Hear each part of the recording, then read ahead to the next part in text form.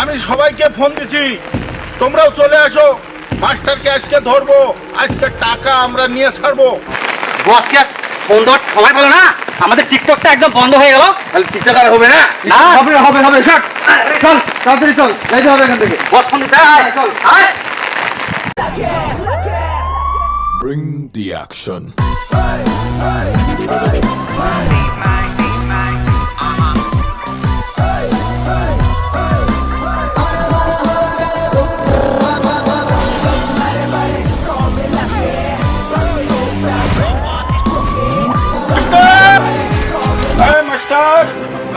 ওয়ালাইকুম সালাম।